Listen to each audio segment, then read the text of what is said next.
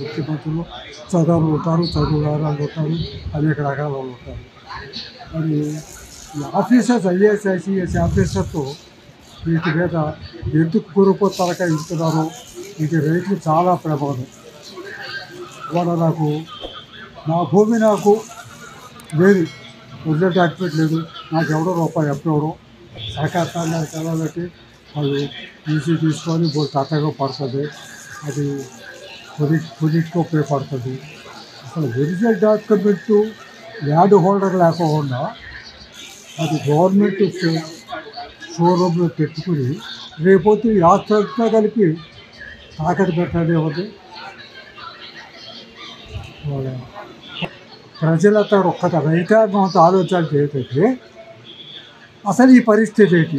మనం కష్టపడి మనము పిల్లలు భార్య పిల్లలు కష్టపడి ఒక 50 సెంటు 60 సెంటు కొనుక్కుంటే మన భూమి మనకు హక్కు లేదు.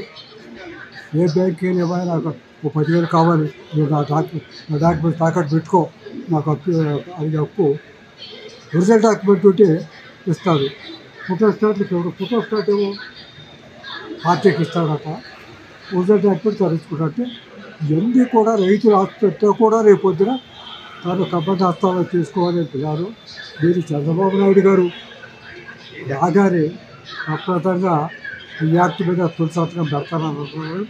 కనుక అందరూ కూడా ఆలోచించి ప్రజా వ్యతిరేక పరిపాలన, రైతు వ్యతిరేక పరిపాలన సహజంగా జరుగుతుంది. రైతులంతా కూడా గ్రహించి రైతులతో పాటుగా రైతు కూలీలు, రైతు బాంధవులు అంతా కూడా ఆలోచించి ఇవాళ ఈ జగన్మోహన్ రెడ్డి గారిని ప్రభుత్వాన్ని వ్యతిరేకించకపోతే మన రైతాంగానికి, మామూలు రైతాంగానికి కానీ వేరే సామాన్య కుటుంబానికి కానీ మనకు లేదు.